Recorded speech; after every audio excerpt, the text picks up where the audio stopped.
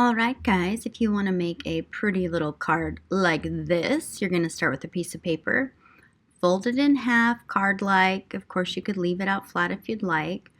And then I like to draw in Sharpie because then everyone can see it really well, but you might choose to do a drawing in pencil and then trace and erase.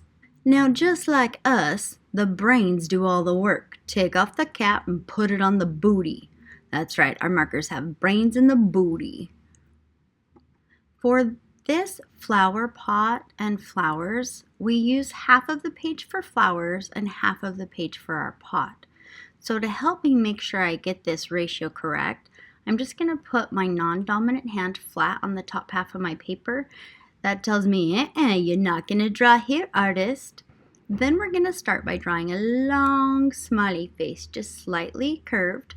And we need to make a parallel line underneath of this with the same slight curve. Go ahead and connect it with a straight line down on both ends. And that's going to be the top lip of my flower pot. Now I'm going to do the bottom of my flower pot, and you can do it different. You see my colored picture is kind of small and thick. Start with another set of parallel lines. I like to make mine a little curved. Straight line down, straight line down. Now you get to choose if this is going to be a fancy pot or a boring pot. A boring pot just means a line down to connect it. A fancy pot means you kick it out, whoop, and down. Then you go over to the other side, whoop, and down. Mine don't match. I didn't worry about it too much. I just told myself I better do some extra good embellishments to help make up for that. When I'm drawing, I always put in my basic simple lines first, so I'm going to do some type of thick design across the middle of my pot. I like either a spiky line like this one, with a matching parallel at the bottom,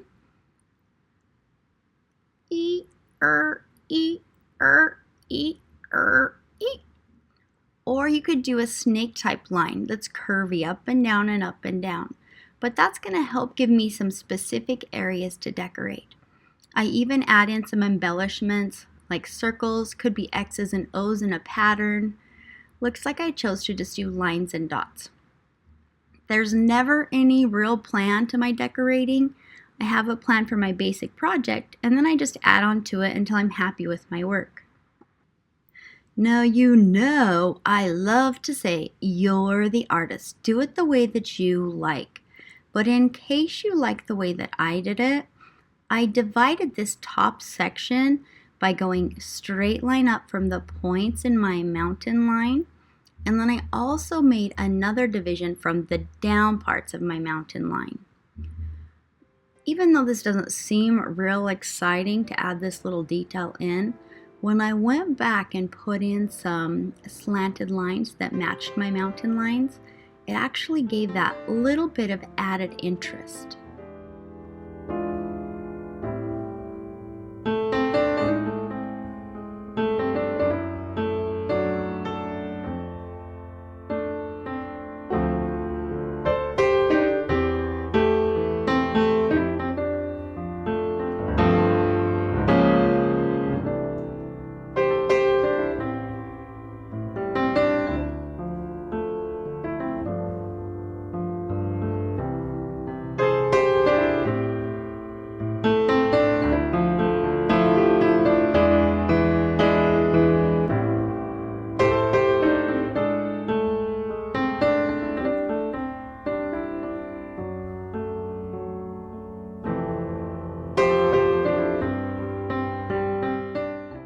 I still might come back and add more detail in my pot, but I'm getting really excited to start my flowers.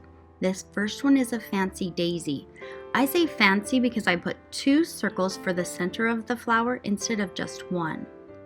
Now my petals go whoop, out and back down, so they get a little thicker as they go out. Now don't worry, artists, even flowers in nature are different every time they grow.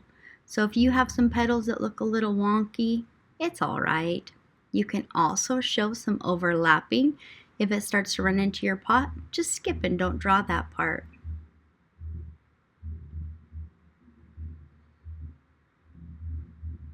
Let's move on to a tulip. Now a tulip, it sounds like it has two lips like us, but it actually has 3 points in it.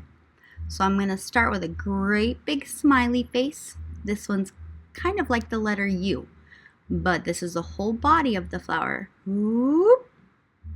Now if you want to get the top of the tulip correct, you've got to listen to my words. It goes down, up, up. Say it again. Down, up, up. Yeah, beautiful. In real life, tulips have these black parts that poke out of the middle. It's called the pistil, and it actually has a lot of pollen on it for when bees come or insects, and they help pollinate the flowers. I like to just do 3, doesn't really matter. And then I'm going to move on to my stem and my leaves. My stem is just parallel lines down, and the leaves are mountain up, mountain down, because I use that same point to go backwards towards my stem. Repeat it on the other side. Mountain up and mountain down. When you are ready, add on your stem and some leaves to your daisy. Now these might be kind of hard to squish in. You might have to use that skill that we know as overlapping. Overlapping. This simply means as we draw, parts of those leaves will be hidden because they're behind something else. Great skill to have, artists.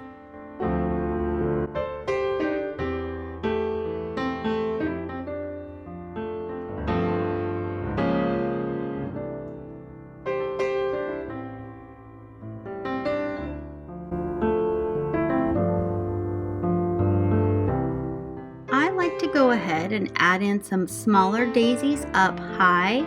You can see from my finished picture I did an oval to start and then little teardrops poking out all the way around.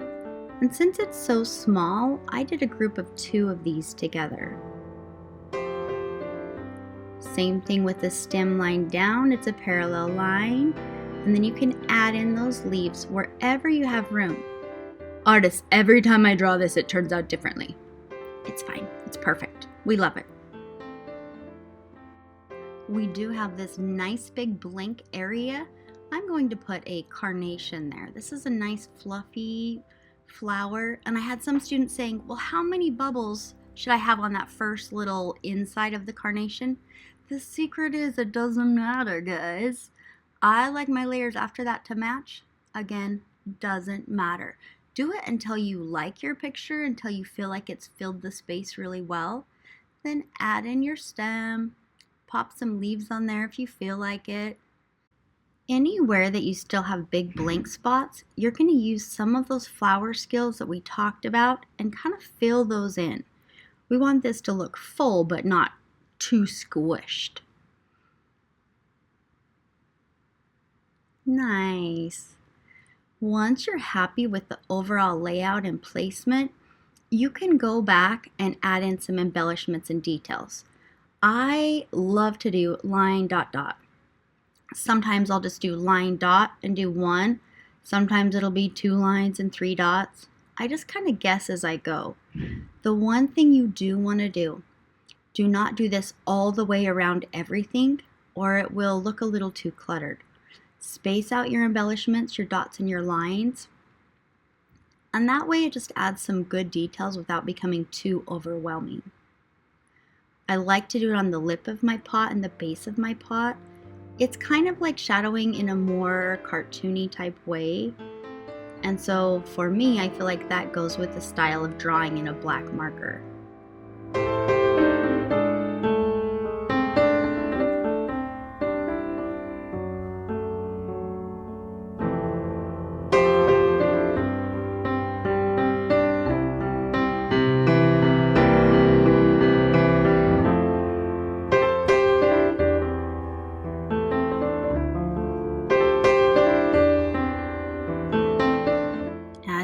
Pollinator if you want, an oval body, pointy stinger, and 2 teardrop or oval wings, loop, loop. I only like to do 2 stripes, a little dot for the eye, and you're done. Now, artists, I did forget to draw in the horizon line on my first picture.